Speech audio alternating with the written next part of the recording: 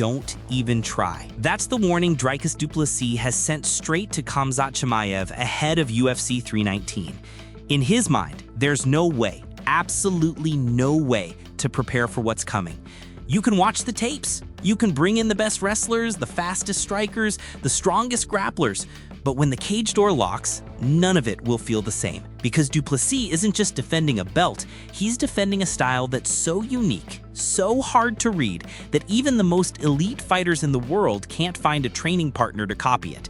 And he plans to prove, once again, why no blueprint exists for beating him. I think for me, pressure is such a big part of the game. I think if you don't feel any pressure, then you don't care enough. You know, for me, the pressure comes from me putting a high expectation for myself, going out there, you know, defending my belt, going back home without it is not an option for me. So the pressure is there, not only to win, but to perform to the best of my abilities and being better than the previous outing. So for Du Plessis, pressure isn't the enemy, it's fuel. While some fighters talk about enjoying the moment or just focusing on the fight, he's the kind of champion who thrives when the weight of expectation is crushing down on him.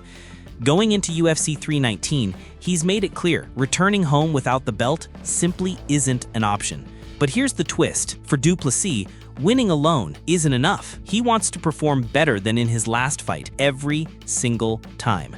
In his own words, each defense is a test to surpass the previous version of himself.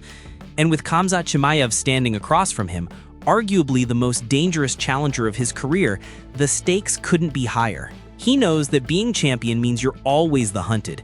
Every opponent is bringing their sharpest tools, their best camp, their most dangerous version, and that's exactly the pressure he feeds on.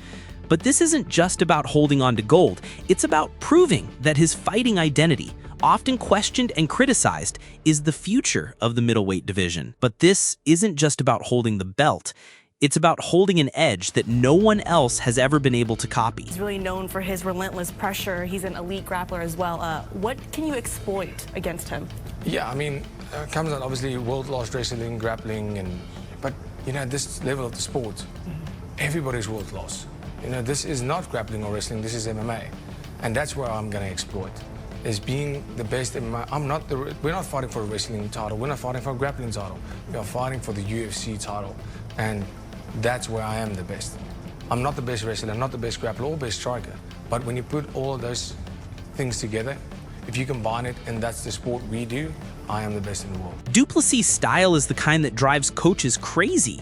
It's awkward, unorthodox, even chaotic at times. And yet it works. His movements don't follow traditional patterns. His timing is unconventional. His angles, unpredictable. Opponents watch film and think they have him figured out until they step inside the octagon and realize that reacting to him in real time is a different game entirely.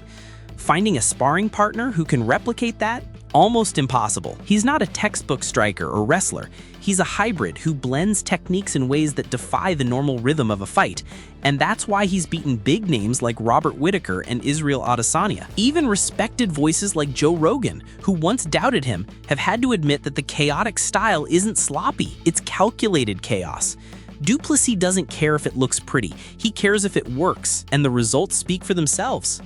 But in fighting, the same unpredictability that gives you an advantage can also create openings, and some believe it's only a matter of time before someone exploits those cracks. Still, for every believer, there's a doubter, and some think this style might one day be his downfall. DDP and Khamzat, who do you think wins that fight? Honestly, Chimaev is going to get him to the ground. If he doesn't finish him there, I don't think he wins. I think if you can't get Dricus out in the first, which Chimaev can do, his first round finish is his thing. But if he doesn't get him out of there, I think Dricus, he's a guy that if you don't get rid of, kind of wins. Robert Whittaker has fought both Du Plessis and Chimaev, and he's been blunt about it. Du Plessis' style is dangerous to both his opponents and himself.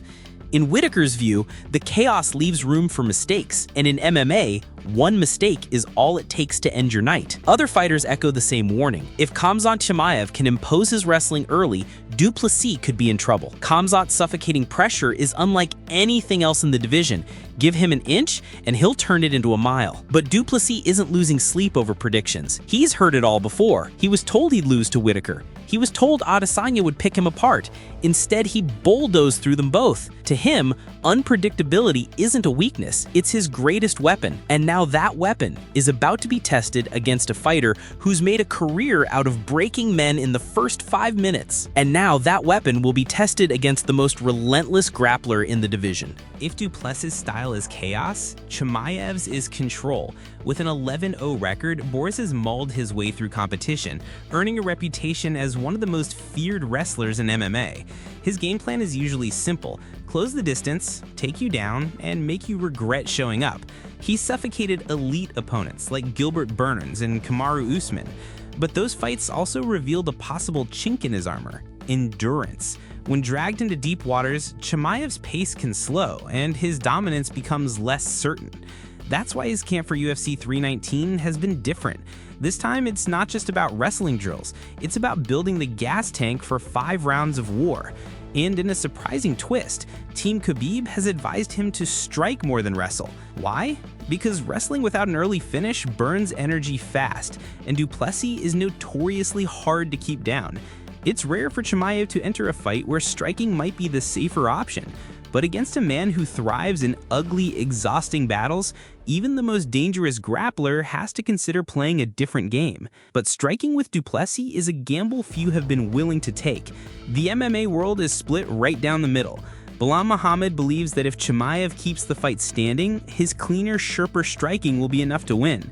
But he's quick to point out Du Plessis' awkward durability, a chin that refuses to crack and a cardio tank that keeps running. Sean Strickland, on the other hand, says the key is counter-wrestling. If Du Plessis can stuff takedowns and keep the fight on his terms, Strickland thinks he wins hands down. And that's coming from a man who's felt both fighters' pressure firsthand. Even fans seem torn. Some see Chimaev's early storm as unstoppable.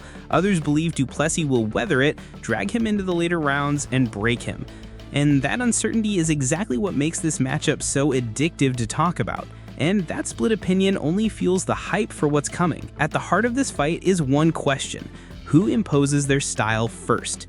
If Chimaev takes control early, gets the takedown, and smothers Du Plessis, the fight could be over quickly. But if DDP survives that storm, if he drags Chimaev into the championship rounds, the advantage swings dramatically. Du Plessis has shown time and again that the uglier and longer a fight gets, the more it tilts in his favor. He thrives in chaos, in fatigue, in the mental grind.